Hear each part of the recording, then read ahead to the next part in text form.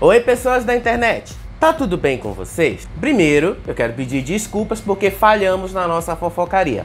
Eu explico. A Covid não deixou a gente fazer nada e aí a gente também não conseguiu gravar vídeo, editar e não conseguiu colocar as coisas em dia.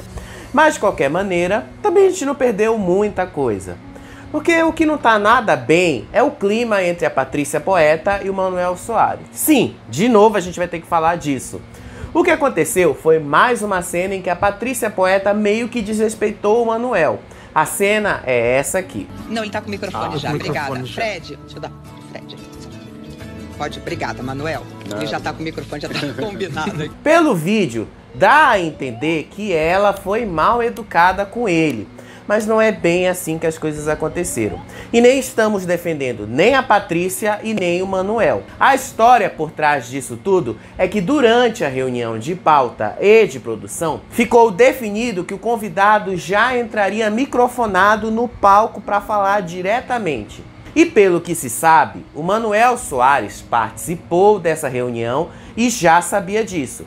Mas decidiu ele mesmo afrontar a Patrícia. Ele pegou o microfone, colocou na mão do convidado, o que fez a Patrícia pegar o microfone e devolver para a produção. Lembram que a gente aqui mesmo no Faropop já tinha dito que o clima entre eles já não era um dos melhores e que ele plantava situações para deixar a Patrícia sendo mal vista pelos colegas? Aparentemente isso é verdade mesmo, porque não havia motivo algum para o Manuel entregar o microfone para alguém que já estava microfonado e que isso já havia sido decidido em uma reunião de pauta. Essas pequenas coisas reforçam que o clima na produção não é dos melhores, mesmo o Manuel Soares dizendo que não tem nada a ver e que ele apenas se confundiu. Pelo menos foi isso que a Fábio Oliveira falou lá no Metrópolis. A gente já disse aqui que as coisas entre ele e a Patrícia chegaram a um nível aonde a Globo pretendia se meter para resolver. E eu sempre disse que não há por que ter um apresentador auxiliar no programa se não for alguém que tenha alguma química para valer com a Patrícia. Os dois foram escolhidos para substituir a Fátima Bernardes após o desempenho deles no programa É de Casa. Só que o É de Casa não é um programa com um apresentador titular. Ele tem vários apresentadores, isso é feito de propósito. Cada apresentador tá lá com um segmento, até para poder preencher 6 horas de programa no ar. A Patrícia ela já cobria as faltas da Fátima Bernardes, que ficaram bem mais comuns na última fase dela do encontro. E o Manuel Soares também fazia esse mesmo papel. Aí alguém na Globo pensou, bom, eu acho que vai ser bom efetivar os dois, mesmo sabendo que a relação entre eles não é lá das melhores, né? Enfim, os dois que já eram substitutos da Fátima Bernardes se tornaram os titulares da atração. A Globo agora se coça para arrumar uma solução para essa situação entre a Patrícia e o Manuel Soares. Parte do público enxerga que tem algo errado nisso, mas que a culpa seria da Patrícia e não dele. Algo bem nesse sentido, mesmo não sendo verdade. Mas é um fato. A Globo prepara mudanças para pôr em prática em breve no encontro. No UOL, dizem que a Globo quer colocar o Manuel Soares de volta no programa É de Casa e deixar a Patrícia Poeta sozinha. Ou pelo menos trazer um apresentador auxiliar que se dê bem com ela para valer. Mas a produção do É de Casa não quer a volta dele pelos mesmos motivos que a produção do encontro quer a saída dele. A Globo ainda não bateu o martelo nessas mudanças que estão sendo preparadas para os próximos dias, né? Em junho agora, a Patrícia Poeta completa 1 ano à frente do programa e essas mudanças seriam anunciadas para essa data. Seja como for, a Globo também não descarta arrumar um programa para o Manuel Soares apresentar apenas para cumprir o tempo restante de contrato que ele tem com a emissora. Mas vai que numa dessas, eles demitem logo o Manuel Soares e se livram de um problema que nem precisava existir em primeiro lugar. E outra coisa que não tá nada bem é o Carelli. A grande conquista não é nenhum grande sucesso no Ibope, tá na média da Record no horário.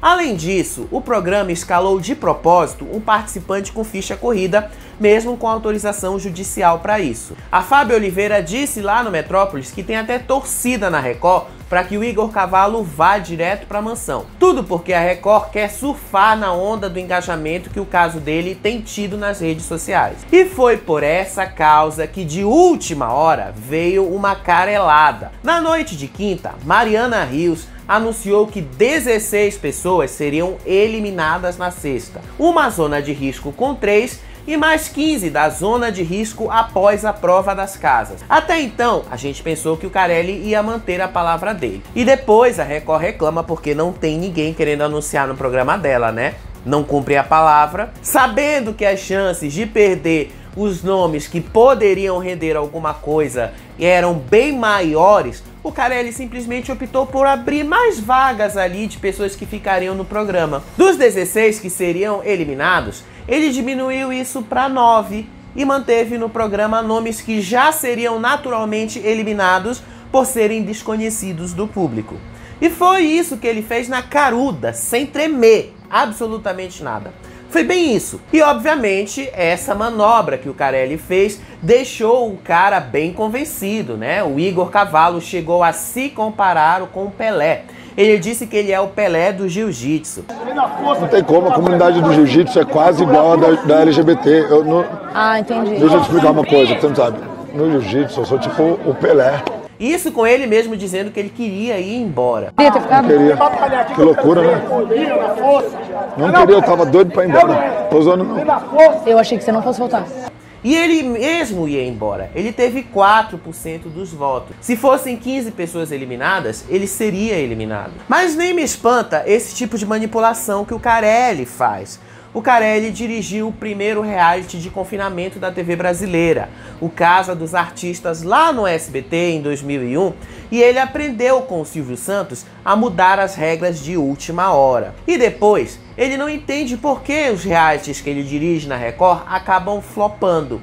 A falta de transparência com o público pagante é um dos maiores problemas desse reality. Mas por que a gente insiste nele, vocês vão perguntar. É porque o nosso público aqui no Faropop, em grande parte, é de pessoas que gostam de reality show. Apesar dessas careladas todas, a Grande Conquista tem tido alguns conteúdos para entregar, bastante coisa inclusive.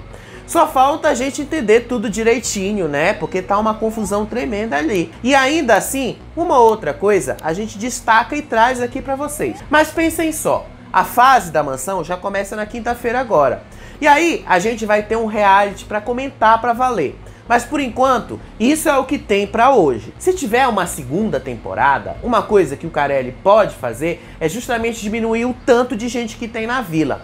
Até para ter microfone para todo mundo, pra gente saber o que tá rolando por lá e conseguir entender tudo que eles estão falando. Hoje, no sábado, o que mais relevante aconteceu foi uma prova durante a madrugada, onde quem perdesse ia direto para a zona de risco. A gente meteu em 60 e tal, assim, é bom.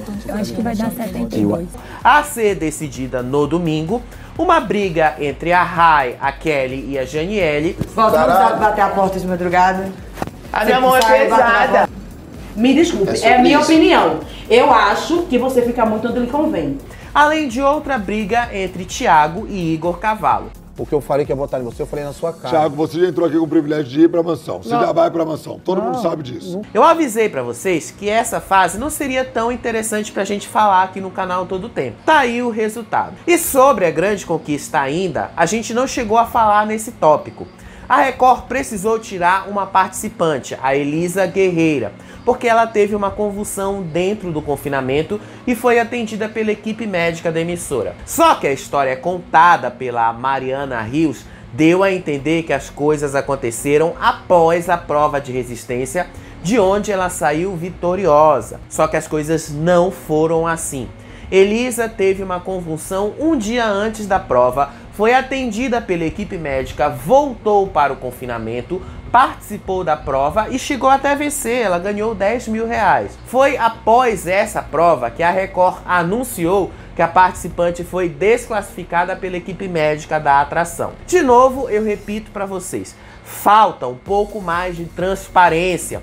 um pouco mais de cuidado da emissora com o público e mesmo com os próprios participantes. Se ela já estava mal antes de uma prova de resistência, por que deixá-la participar para depois eliminá-la com essa justificativa? Essas coisas deixam essa aura amadora a um programa que tem boas ideias para apresentar, mas que só não vai para frente por causa da má execução da emissora. E nem é falta de experiência. Como eles mesmos anunciam aos quatro ventos, a Record é a emissora que mais detém conteúdos de reality shows. Então eles têm bastante experiência nesse segmento. Eles podiam dar uma bela de uma profissionalizada nisso, né? Por falar em reality show, o Boninho anuncia que a partir do dia 15 de maio serão abertas as inscrições para o BBB 24, dessa vez para a região Centro-Oeste. Segunda, dia 15, a gente abre a seleção para o Centro-Oeste. Então a galera que mora nessa região pode continuar a sua inscrição, prepara o seu vídeo já, deixa tudo prontinho, 10 da manhã, porque acaba muito rápido. E a partir de julho a gente já vai começar a nossa caravana para descobrir quem são os moradores da casa de 24, começando por Curitiba e Porto Alegre. Bora nessa, galera! Apesar de ainda não ter definido muita coisa sobre o BBB 24, Boninho deu a entender que essa será a última seletiva, já que a escolha do elenco final começará a ser feita em julho. E eu só espero de novo que o Boninho não escolha pessoas que repetem os mesmos estereótipos de sempre, que costumam frequentar outras edições do BBB. Nisso aí, o Boninho pode aprender com Carelli. Escolha pessoas que vão render alguma coisa. E essa é a nossa fofocaria de hoje. Se você chegou até aqui, não esquece de inscrever, like, comentar. Isso ajuda muito esse vídeo a ser indicado para mais pessoas. Comenta aí qualquer coisa, um emoji, uma risada, um oi. Assim, o YouTube percebe que esse conteúdo é relevante. Ó, beijo pra vocês. Tchau, tchau.